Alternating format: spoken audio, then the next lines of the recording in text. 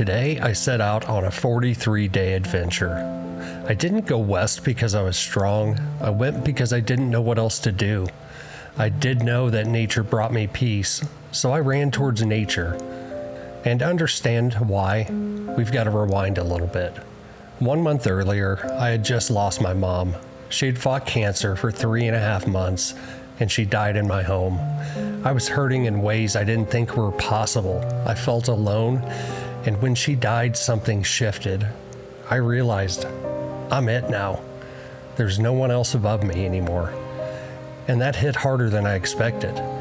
I didn't know what to do with all of that, so I ran to the one place that's always helped quiet my mind. I ran to nature, because I had a lot to sort out. Good morning. I gotta be honest. My wife just left for work. I am leaving for Colorado this morning, and a wonderful trip, and my anxiety is through the roof. I've been in tears. I feel like a piece of shit because I'm leaving. I've been drinking too much. I've been just trying to survive. And the name's today. I don't know why I wanted to capture that, but I should be happy right now, and I got nothing but nerves. Okay, we are getting ready to drop the kiddos off at their dad's, and they're trying to get buckled, but it is kind of tight in here. Can I help you guys in any way? Got it. Yeah. I'm loaded up. We're getting ready to go to Colorado. I am nervous because I just get like that every time. Last night I flashed my truck and installed the Ford Performance Tune, so I'm really excited to see how that does.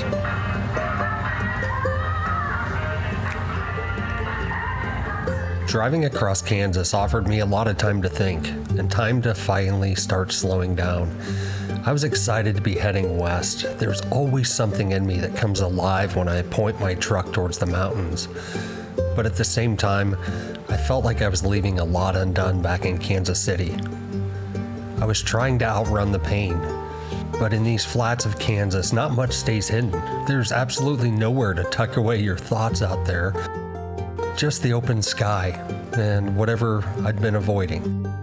I'm about 25 minutes from being on dirt. Just super ready. It's the weather, it's 87. There's a storm coming in that's going to cool things off. I love being in Colorado. I can't complain about this. I finally got to Rampart Range Road, and it's beautiful. So I'm airing down. I'm going to go down to 18 for comfort and go try to find a cool camp spot. Are you ready to go play? We got Onyx that I'm already way happier with. I'm not even using Gaia on this trip. When I pulled into camp that night, what I found felt like a hidden gem. It was exactly what I'd been hoping for and exactly what I needed. I set up camp and hung out for a little while, just taking it in. But by that point in the day, I was tired, not just from the drive, but emotionally too. I flew the drone, walked around to get a feel for the place, and scoped out the area a little bit. And after that, I climbed up into the tent and went to bed.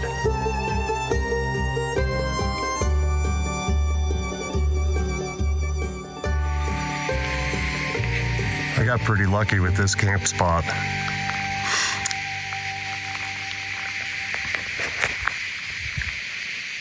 Come on, buddy. This way. All right, there is not much to, I didn't cook dinner. I ate some snacks while I was driving because I was getting really hungry, and then I just didn't have the energy or the desire to cook. So, yeah, Charlie and I are laying up here, and I'm watching the sunset. It's beautiful. I've had a really good day today. You know what? Yeah, I'll see you in the morning. The morning of July 19th started like most mornings do for me in camp, coffee. I fired up the jet boil and made a cup of beadlog coffee, which is my go-to. There's just something about that first cup of coffee in camp that always hits right.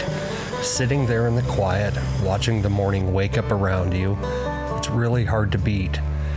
There was actually a lot of activity around camp, so let's get into that. Good morning. It's July 19th, 2025, and I don't even know what time it is. It's like 7-something a.m. I didn't sleep great last night. I think it was about 4 a.m. I got up. So it's about 4 a.m. right now, and I got up because I was freezing. I was in shorts and a t-shirt, and I just had a blanket, and it was getting cold. So I got up, used the restroom, and got some clothes. But last night, right after midnight, I was sound asleep. I was so tired. Charlie started growling, and all I had up here was my headlamp, and so I sat and listened, and I could hear animals moving. There was probably over 20 elk that were laying down by that little water mud puddle on the trail and going through it. It was so cool. So I'm gonna try to go back to sleep now. I got up and put some clothes on and then went back up and went to sleep while I tried to.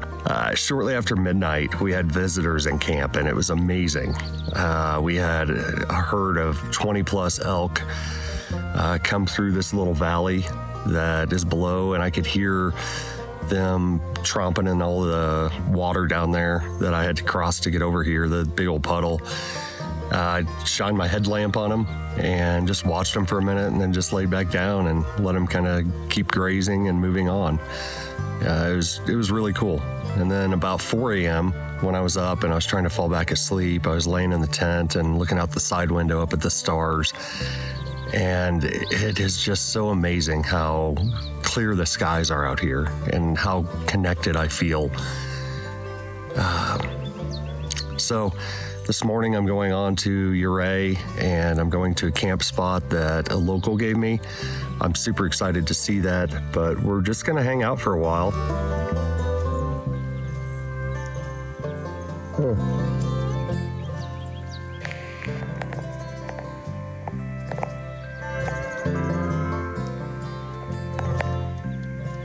Okay, so Charlie is, I'm gonna have to watch this.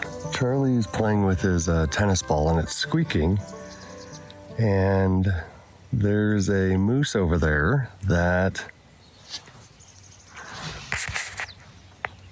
anyways, there's an animal over there that is very interested in us.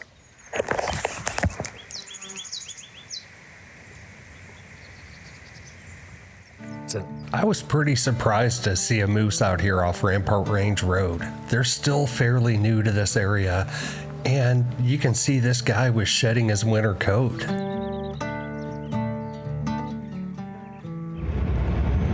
We are loaded up. We are getting ready to pull out and go to Ouray. So it's about a 5-hour drive. While I was packing up camp and everything, that moose from earlier, it's still down in this, it moved from one side down into this open field. And so when I'm climbing out of here, I don't want to get too close to it. I'll see if there's any views, but we've had a beautiful morning. My mom's Jesus Calling devotional, I did that, and it was very applicable. It was talking about anxiety and fear and how to cast that on him. And I guess that's what I'm out here trying to do.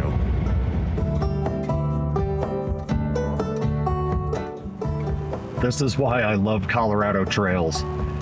When you come around the corner and you see that in the distance, it's gorgeous.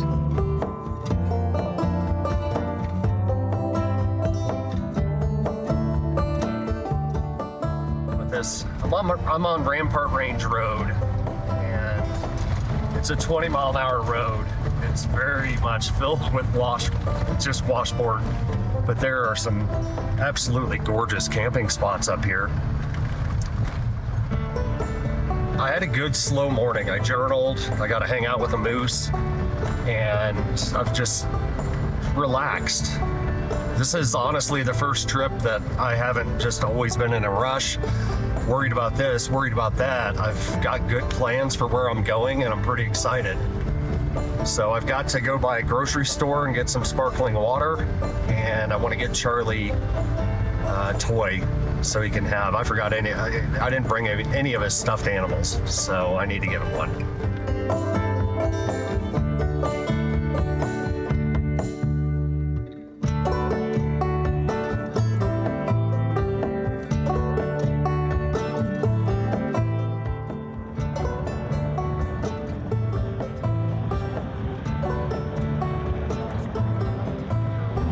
I just left Safeway in Winter Park, so I got 4.5 hour drive.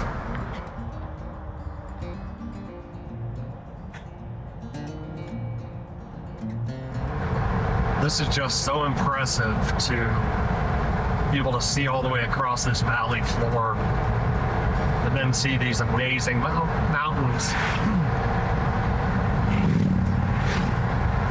At one point along the drive, I pulled off at an overlook. Right off the highway was this expansive view, a valley stretching for miles before fading into a distant mountain range.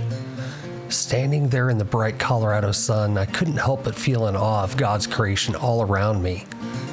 And at the same time inside, I was still carrying a lot. I was trying to make sense of so much in my life, still sitting in grief, still wrestling with questions. It's a strange feeling, standing in a place that beautiful when your heart feels so heavy. But maybe that's why I came out here. Okay, these views are expansive. I've never gone this way. I've never been on this road, so going from Woodland Park to Ouray, the views are just out of this world. I've been reminding myself to slow down, that I'm not in a hurry. And I talked to Caleb Baker from BakerOverland. He left probably 2 hours ago now, and he's going to stay somewhere in New Mexico tonight and then meet up with me in Ouray tomorrow night. So whenever I'm done exploring today, I'll secure a camp spot and probably stay there until Caleb gets there, unless there's a better one I move to. The problem I'm having is I'm wanting to stop too much. Actually, it's not a problem. I've been stopping a bunch, and right now I'm set to be there by 2, so I think I can waste some time and see some views.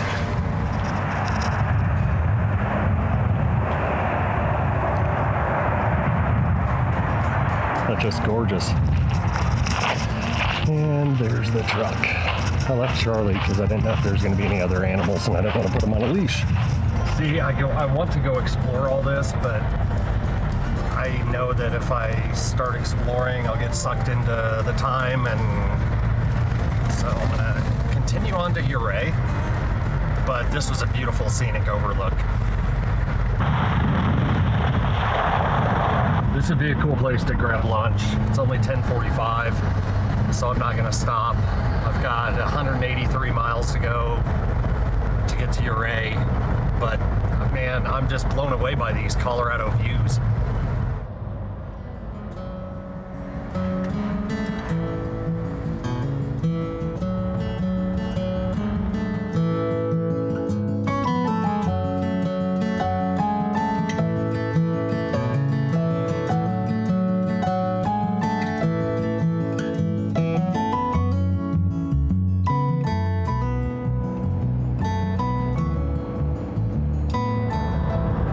This is Ouray.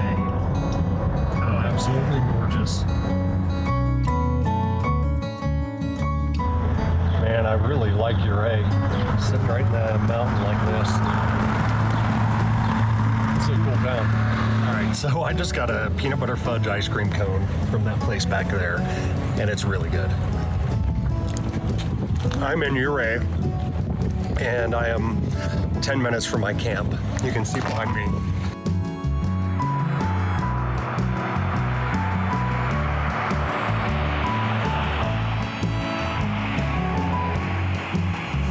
So I'm airing down, I'm getting ready to go up this trail, and I'm supposed to have camp there. Kind of cool. Ouray is right there. It's just beautiful.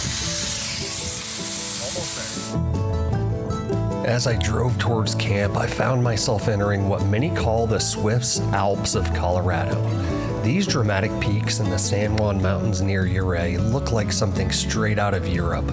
And as I drove through it, I couldn't help but notice the contrast. Incredible beauty all around me, while inside I was still trying to make sense of everything in my life. I knew the next 24 hours were going to be the slowdown I needed.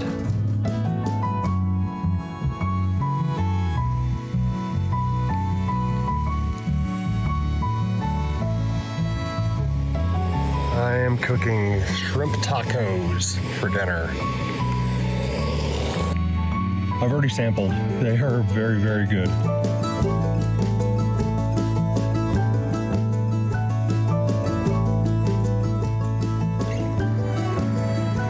You just can't do justice when you're sitting here facing this.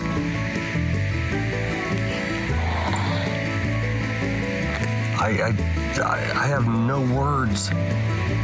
This is such a beautiful spot. I've got a little hill and the sun setting behind me.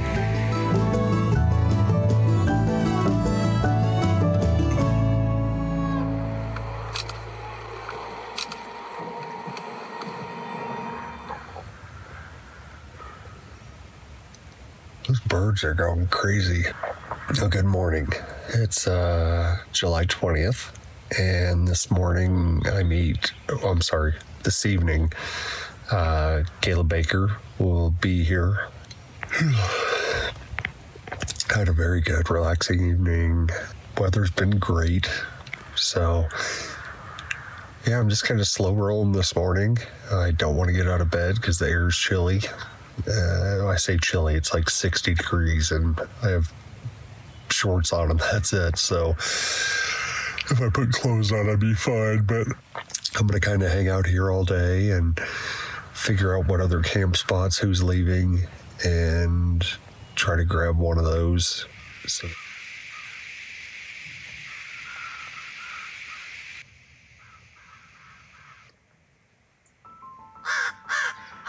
that morning outside Ouray, I sat with my coffee and my journal, trying to make sense of what was going on inside my head.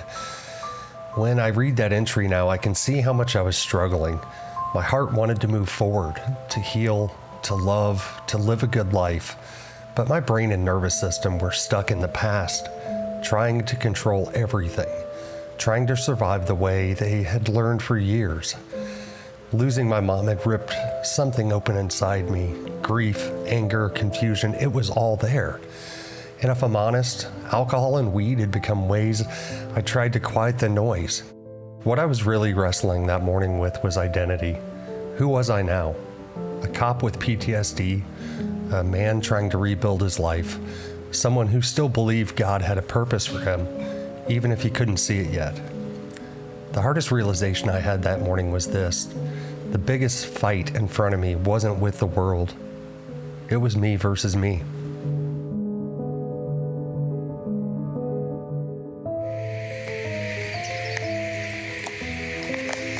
This is just gorgeous. I put my drone up and I went up 400 feet and I wasn't even close to being near the top of that.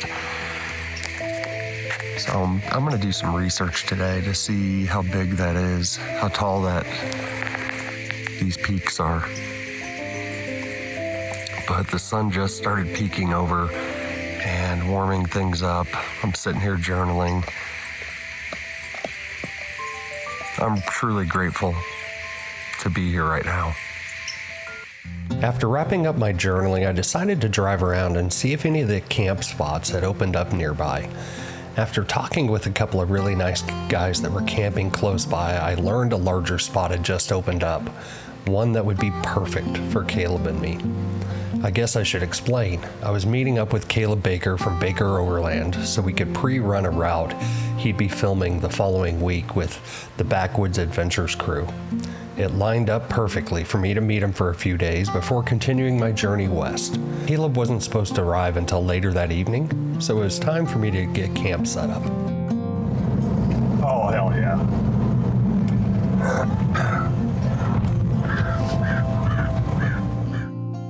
Shortly after arriving at camp, we had visitors. This is pretty cool. We're at camp. There's a buck. It just came walking behind us.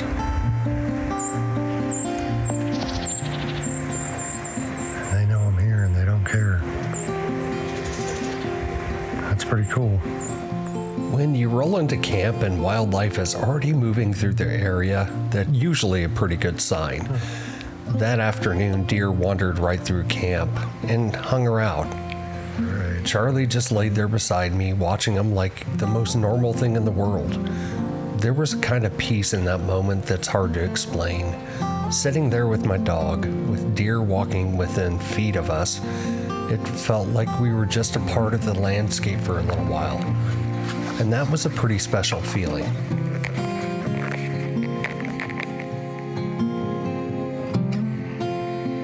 There we go. Caleb is almost to me. He should be pulling in the next few minutes. We've got a buck bedded down over there. Hopefully you can see it. Between the two trees.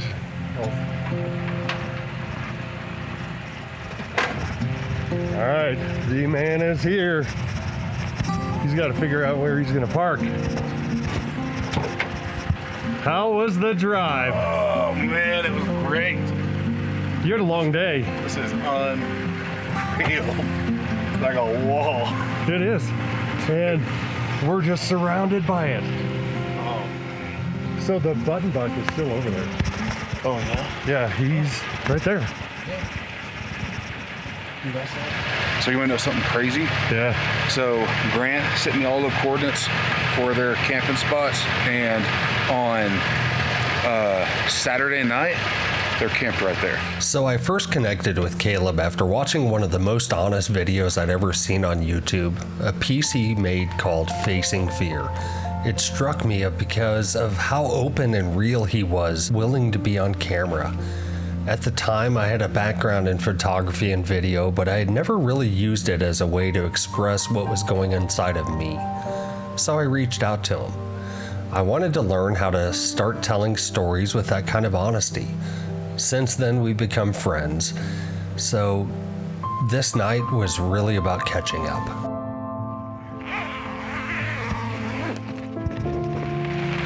No, there's not enough water up there yet. So what's going on is he's waiting for the water to accumulate up here so that when I push it up and the water falls down, he gets to jump in. So he's watching it. This is a ritual. Right as Caleb gets here, we're getting rain. So he's setting up in the rain. It's not horrible, but it's coming down and getting everything wet. I'm glad we got this spot though, because we've had so many people coming by trying to get spots. Share the stuff like on this drone, you know, it requires you to register. Oh yeah. And I didn't want to get out there and be like, crap, I didn't do that. Nope. So behind the scenes, you get a new drone, you got to figure stuff out, and it's frustrating, and you just want to fly. I just want to fly. We'll get there. It's a beautiful drone he has. I need to put it in the air and check it. All right, let's do it. Let's see. You're good.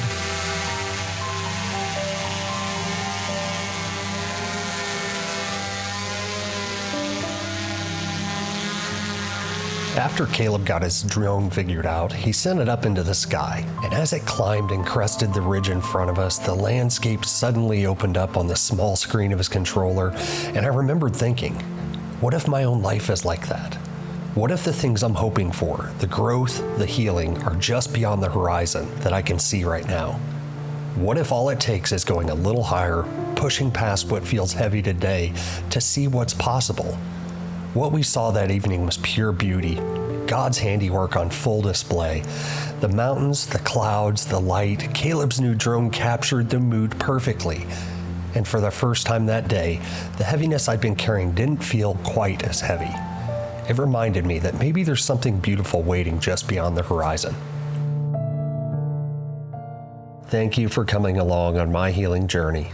I'll see you on the next episode.